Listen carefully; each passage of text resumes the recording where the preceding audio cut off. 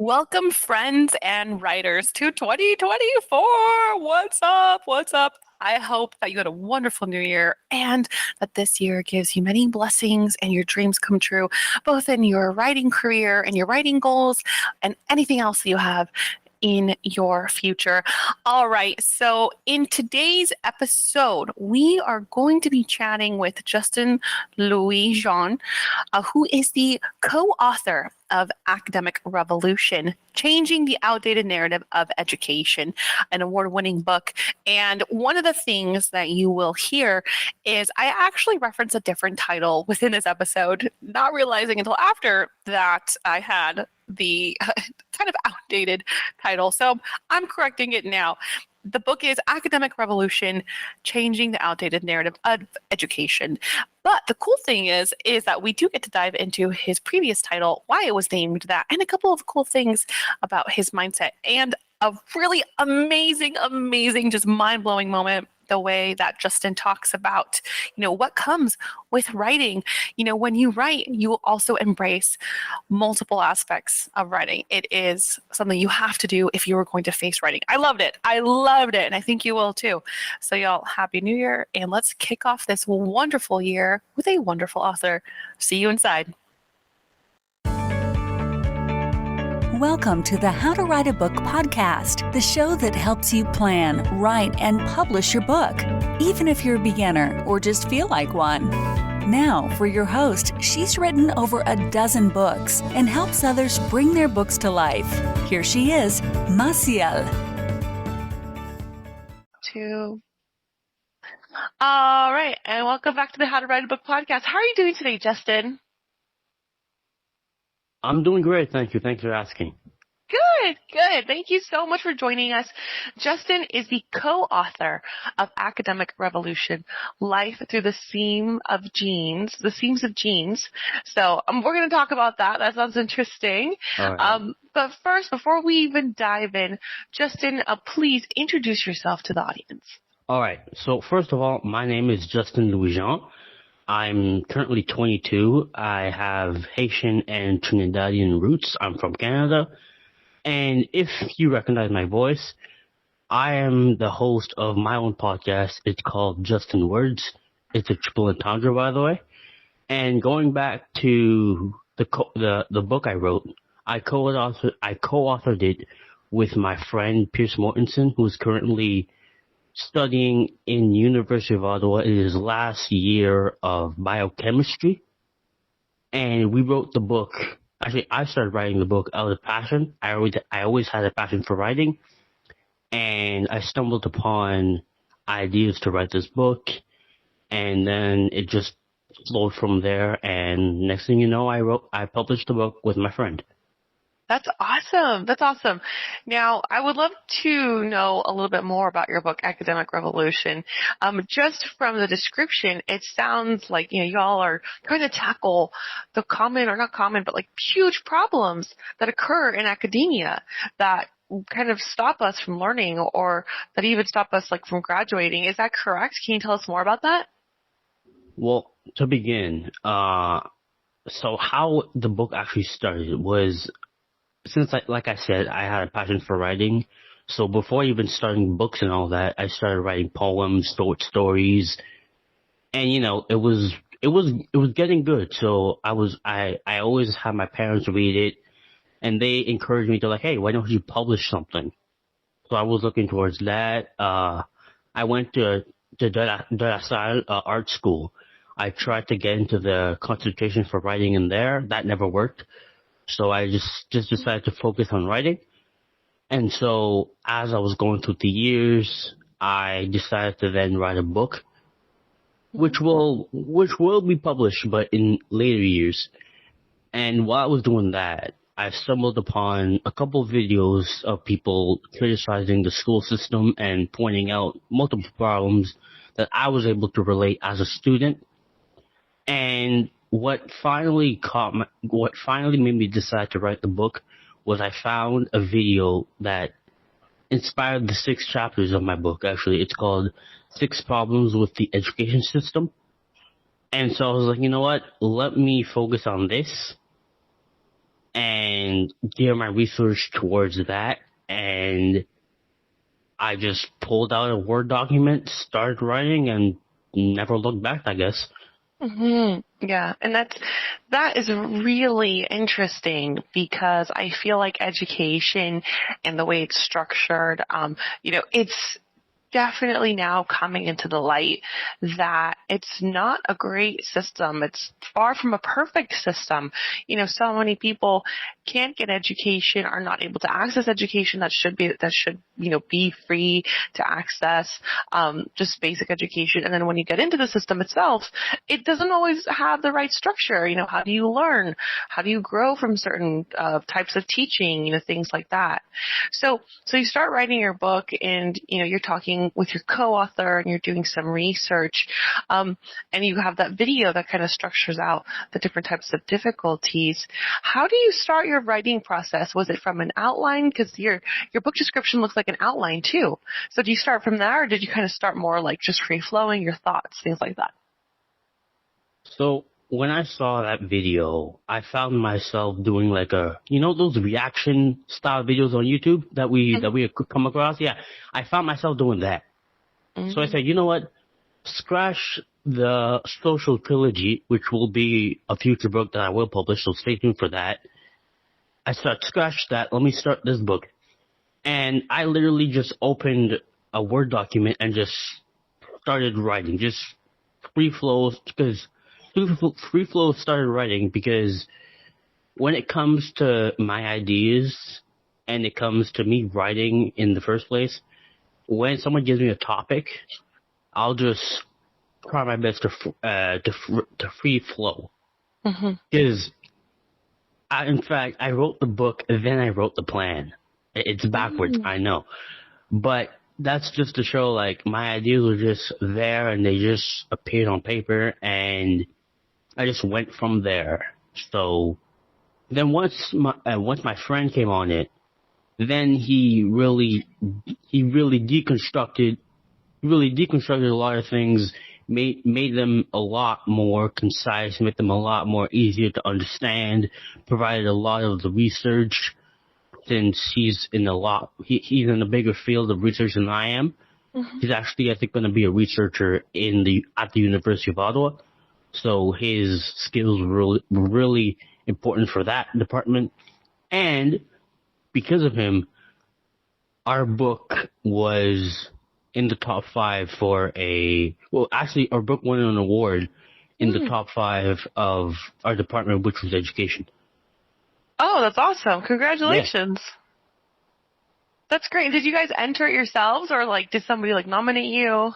Yeah, so we entered it ourselves. I actually found it on a website on Instagram. As I was scrolling, and I entered it myself, and yeah, it won. So I'm pretty happy about that. That's awesome. Yeah, definitely. Congratulations.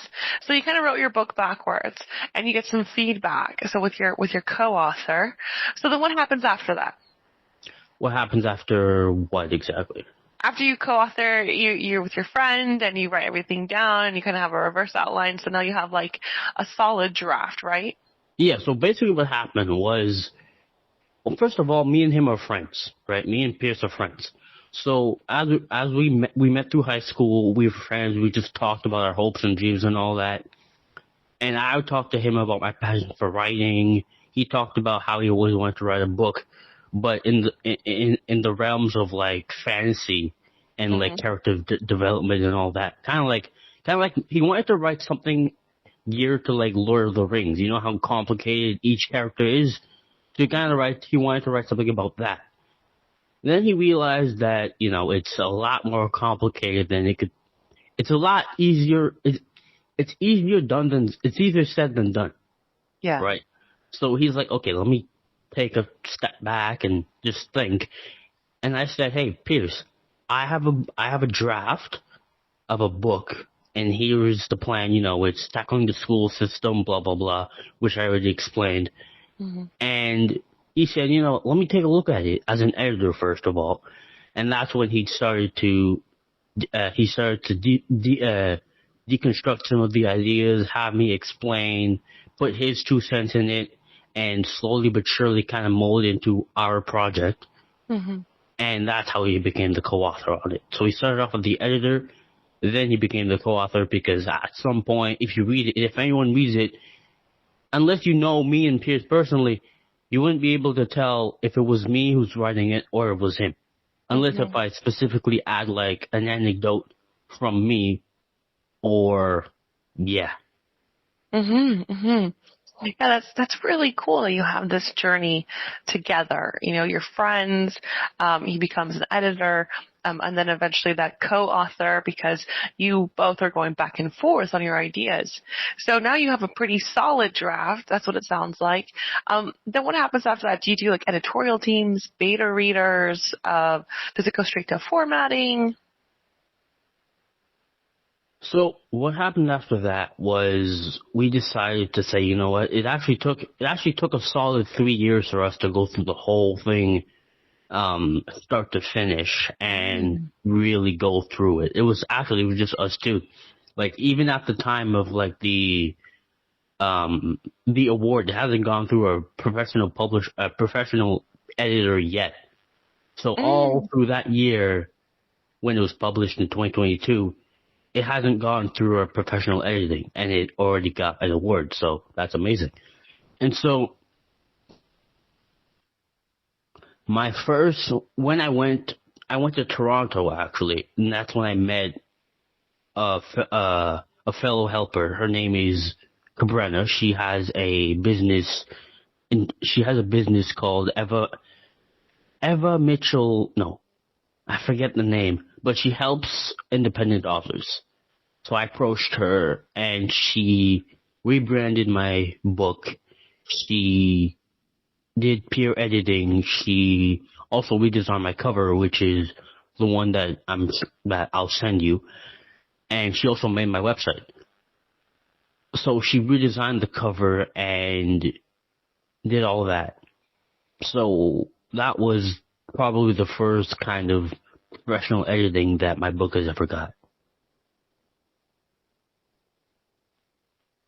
That's awesome. So you had that help throughout that journey into like the independently publishing process. Now, was there anything that occurred there that was a surprise to you? Maybe she gave you feedback or a next step that you weren't expecting? She did, actually. When she saw my cover, first of all, she thought it was kind of funny, because I actually kind of liked the cover to begin with. But now that if you see both covers beside each other, it's kind of like night and day, in the sense of you could see the before and after picture of me just trying to do a book by myself and trying to get a book out there, versus it actually being edited, proofread, professionally designed, and having that award on the cover makes it just more appealing. But all that to say, it got help. It got majorly reformed, and now it just looks 10 times better. Nice. Yeah, and that's a huge difference. You know, when you go through some professional levels, whether that's editing, whether that's cover design, it brings your book to like a whole new ball game, you know. And this is what I tell people, like, you know, even if you try to do your own cover, even if you try to do your own editing, it can push you some of the way, but there's a huge difference. A lot of people can tell when a cover is done, you know, like DIY. You know, even if we think, oh, I have a good artistic eye, there's something to cover designers it's a whole new level. They have their own eye, it's their own industry. They have that specialty for a reason. So that's really cool that you encountered that. So then after that, you went into the publishing. You went to like Amazon, things like that. Yeah. So when it came to publishing, actually, my parents are a huge fan of what I do. They support me and everything, so I actually enjoy them for that. When my book was published on Amazon, they bought a copy to show my other family.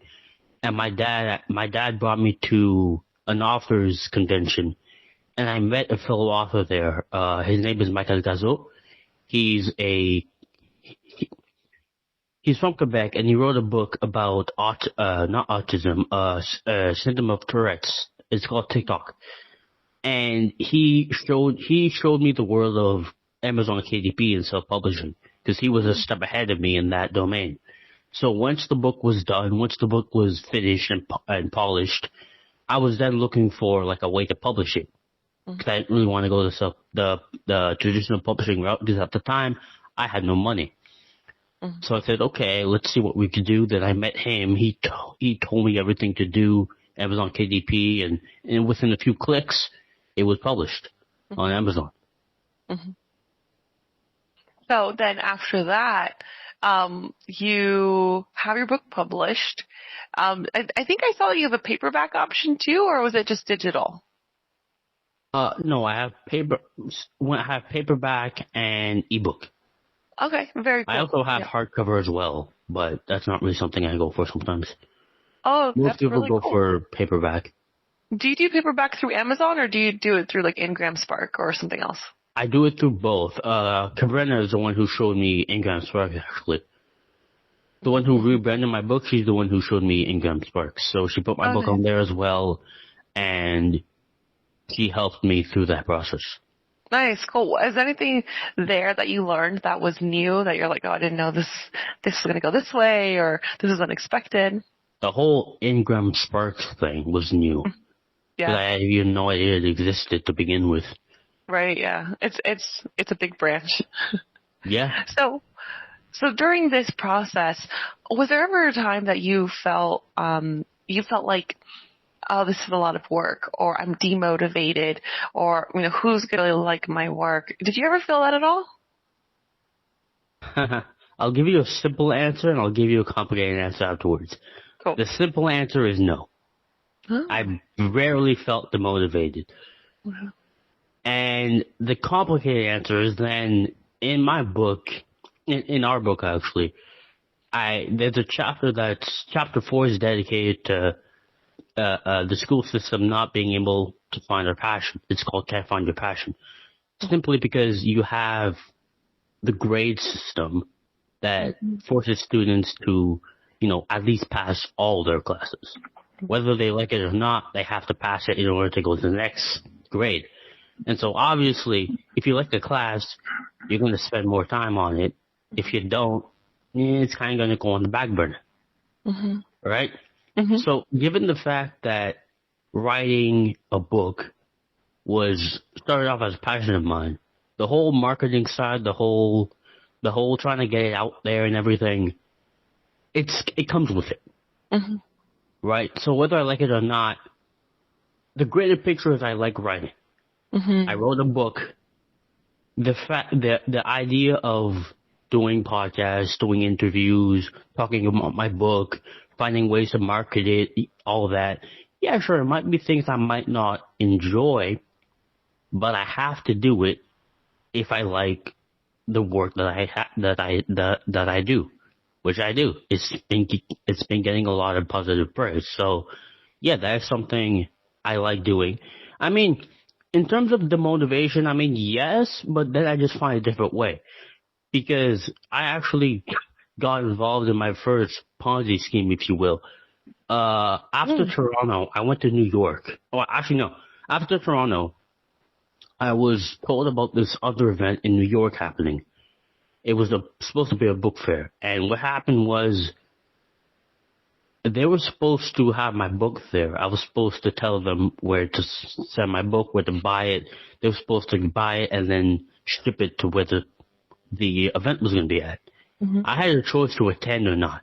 I decided to attend because I was out of school. I didn't have work that week, so I said, why not? Let me get a ticket and go. The bus ride was long because I had to go from here to Toronto, from Toronto to somewhere, and then from somewhere to New York. The train ride, the bus ride was a wreck.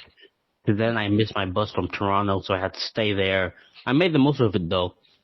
And the bus ride was just long, right? It was long. And so once I get to New York, I find out my book was not there. Right? So that was a huge, I guess, punch to the face, if you will. But that never really demotivated me because I just figured, well, let me just go locally. since I'm Canadian, I'm gonna just stay within the realms of Canada. And since I went to Toronto once, and I'm going back actually tomorrow, Hmm. let me just stay within the realms of what I know and leave the outside world for when I guess, become bigger. Hmm. So, yeah. Wow. Wow. Well, I'm like, dude, I'm really sorry to hear that. That sucks. What It sounds. I learned by that, though, Mhm. is to have my books always on hand, which is why I found a book printing company and I printed books. So now I'm always going to have some on hand, and every time I go to a place that's a book fair, I'm going to bring my own books. Mhm. So now I can never have no books. Right. That's a really. I mean, that's a hard lesson, but that's such a good lesson. Like, I really like that. For anyone who's like going to go somewhere, it's like bring your own books because you just never know. Wow. Thank you for sharing that. And also, you said something that I think is really like it's kind of brilliant. You said that if you enjoy writing, then there's kind of like it sounds like there's no space for demotivation because you have to do everything else if you want to be doing the writing, which kind of it's never been expressed to me that way. And that was like a light bulb moment. Like, I'm like, oh my gosh, yes. If you want to write your book and publish your book, it comes with marketing, it comes with editing, it comes with feedback, it comes with talking to people afterwards. So that was brilliant. Thank you so much for sharing that. And it's not just with writing. I mean, there's something in school they kind of taught us that in a way. Like, oh, you have to do things you don't like, in life you have to do things you don't like, which I kind of agree with. Mm-hmm. But at the same time, when you get to higher education in college, you choose your programs. Mm-hmm. Like, I was never good in math. It's something that I've talked about plenty in the book. I wasn't good in math. My ex was better than me, so we helped each other where we could. But because of that, I chose social work as my program that I graduated from in college during the pandemic. And so in my program, I didn't have math, but I had other classes that I struggled more than others. But again, since I'm in a program I enjoy, I at least applied myself way more than I would if I was in a math class. Because there wasn't that hatred for math, or at least that uncomprehension. It was just a question of understanding what I had to do in that class. But yeah, it comes from everything, right? If you have something that you do that you generally like, there are things in that thing that you're gonna like more than others. But if you like it as a whole, it's gonna be much easier. Yeah. To me, it's gonna be much easier. Yeah. Yeah.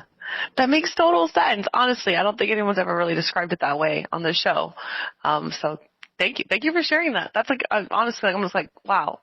Yes, of course. Now I get it. Thank you. So you kind of wrap up. You have your book done. You put it out there. Now, have you been doing your own marketing, or did you outsource marketing, hire like an agency, things like that? When it comes to marketing, I mean, I kind of take things as they go. I see opportunities and I take them. Right? Like this opportunity, for example, the 2 times I went to Toronto, the time I went to New York, I never really looked. I mean, I did look for opportunities, but as they came, I kind of just took them, right? And those were opportunities for marketing. And, well, yeah, I do have like a Instagram page geared towards my book. I do have a marketing team, for that. But when it comes to like me marketing my book or me as a person or my podcast, it helps to have like I actually have this card. It's an Ubu business card that I purchased, and I put all my links there. And when I meet people and I talk to them about what I do, I have them scan the card, and that's one more person to add to the funnel, I suppose. But yeah, when it comes to marketing, like I take chances as they come. I make the most of it, if that makes sense. Yeah. Absolutely. Yeah, you're kind of improvising, but you're learning and you're growing and you're taking risks, which is it's really important when it Yeah, comes to sharing tell your me book. about Yeah. it. Yeah, going to. You know what the funniest thing is? You know what the fun. You know what the funniest thing is that I don't really like is the fact. Well, for your listeners actually who listen to the whole story, and for you too, notice that I have to take a bus to New York, and so from Ottawa to Toronto, my bus was late. Mhm. So then I was late for my second bus in Toronto, from Toronto to New York. So I had to stay in Toronto, but I made the most of it. I visited the CN Tower. I have a picture of it actually, so it was great. I also met a wonderful citizen there, so it was great. That's awesome. So that I, was great. yeah. And but the point is, if I hadn't gone through all that bus hassle, I would have never known my book was never there. Right. Think about that for a second. They never told me anything. They never talked to me about my book being there or not. My buses were late, domino effect, stay in Toronto, miss a couple buses, trains, buses, buy bus tickets, buy train tickets, get there, all good, get to the event, book is not there. I'm like, oh, great. But again, I would have never known if I wouldn't have gone. Exactly. Which is the only thing that kind of pisses me off. The rest I'll deal with. The rest I can deal with. Going there, being tired, not sleeping for 2 days, I can deal with that. But the other part is like, it's actually pretty frustrating. Yeah. Yeah. And you're right. You took a chance, you took a risk, and ultimately it paid off because now you're like, I'm always going to have my books with me, which you're right. You wouldn't have known. And that's really cool. I love how your attitude is like, look, yeah, I'm going to learn from this, instead of Funny it being, enough, yeah. the only thing that saved me was that business card. If I didn't have that business card, there was no business in me being there. If I didn't have that business Uvu scan card, Mm-hmm. because what I did is I went to that event every day for those 4 days and talked to people about my book. Oh, And if they were interested, I gave it to them. I said, scan this. You'll see what I'm talking about. They scanned it. They looked at it. Some purchased it. Maybe whether they purchased it or not, I at least had the opportunity to tell them about it and prove it to them with the card I had. yeah. Yeah. So That's, yeah, that's what I did. That's what I yeah. did. That's And great. yeah, go ahead. No, go ahead. Go ahead. All I was gonna say is the whole system of trial and error thing is something I feel they don't necessarily teach you in school as much as they should. Yeah. Because like even with how tests are made, right? Yeah, you can make mistakes. It's funny enough.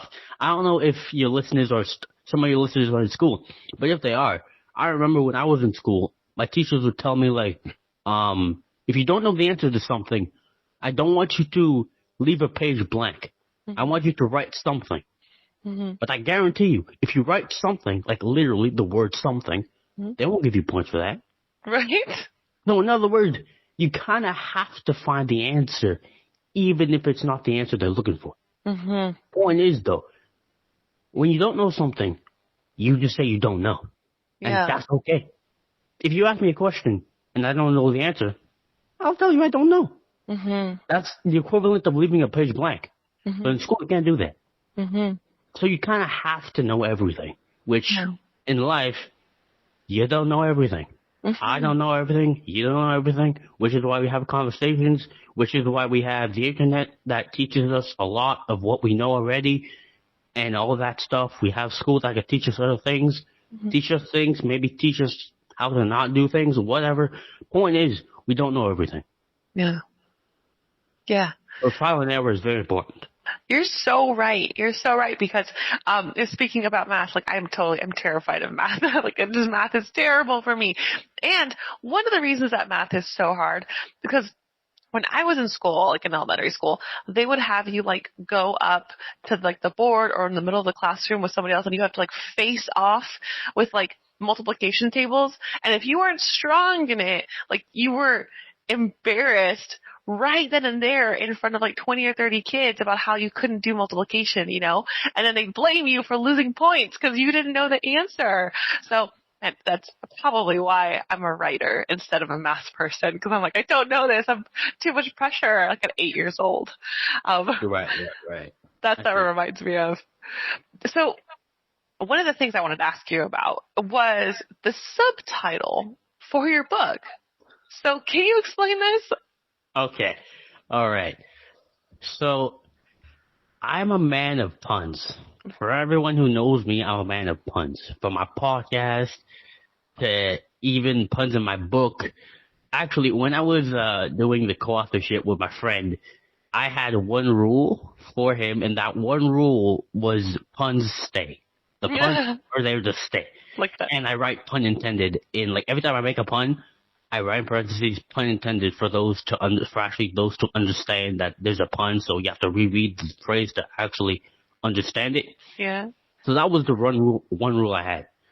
And for the subtitle, actually, that's kind of like my goal with that is to create a publishing house, which is going to be called Publications Through the Seams of Jeans. But the subtitle Life Through the Seams of Jeans is a pun, because you have life through the seams, like, well, first of all, life through the seams of jeans is like, you know how pants have the seams of jeans?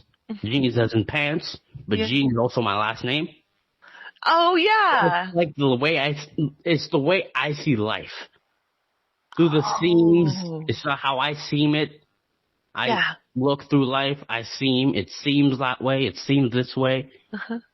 And the seams of jeans being the pants. Yeah. So that's the pun behind it. Oh, I get it. Okay. So it's a double entendre.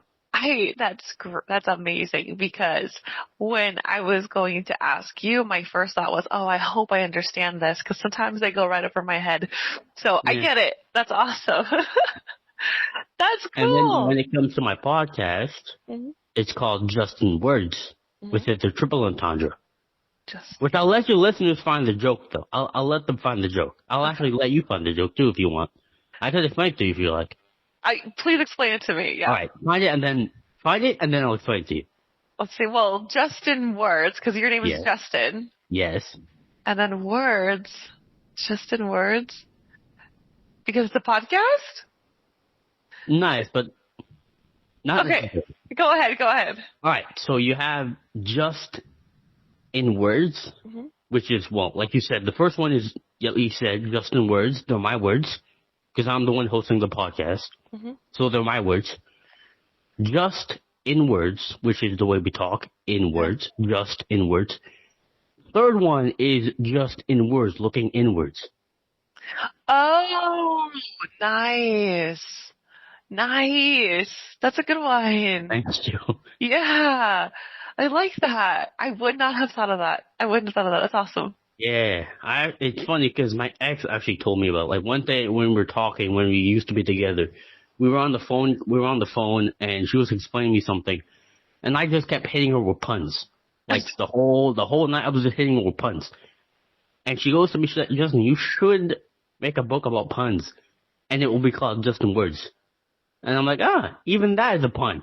Yeah. I don't know and I explained her the same thing I explained to you, and she's like, oh my God.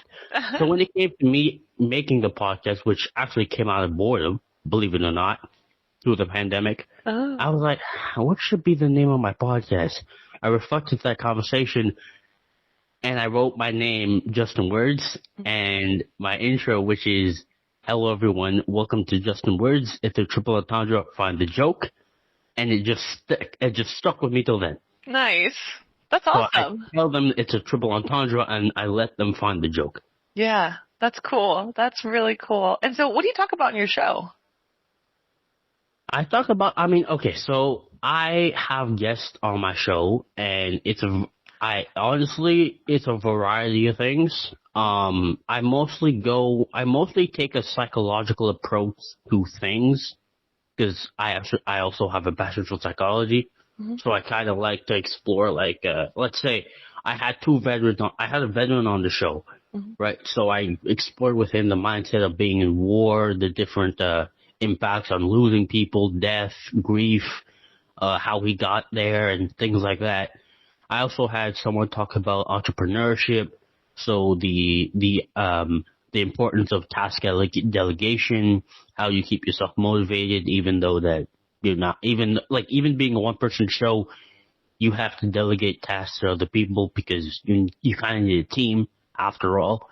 So it's really diverse, actually. So yeah. Cool. Yeah. That sounds awesome. Well, Justin, we are almost about time, which this conversation has gone by really, really quick. And you have had some amazing advice, tips, things for these people to just take away. But before we go, would you like to share, maybe one last writing motivation or tip that you would love to share with the listeners? All right. So a lot of people have asked me, when did I become a writer? Mm-hmm. And all I tell them is this. All I tell them is I opened a Microsoft Word document. I decided to write, and it never went wrong, pun intended. You get it? Yes, I get it. Okay. Right. But in general, since it was something I enjoyed, I never looked back. Yeah, I kept going at it, kept working on my stuff, even the podcast as well. I just keep working on it as I go, and since I enjoy it, I just keep doing it. Yeah, that's great. And I think that's really something that people could take away is you enjoy it, keep doing it. That's what makes you a writer. Yeah, that's awesome. All right, Justin, so where can people find you and find your book? Okay, so y'all can find it on Amazon.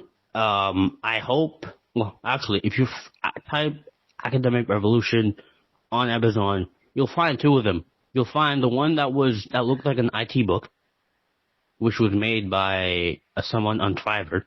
And then you'll find the proper one, which is the one that was remodeled by Cabrera. Hopefully, if you buy the second one, it'll get to you because you won't get the first one because it's been discontinued. You can also find it at my website, which is another pun. It's called Just Encyclopedia. Just Encyclopedia.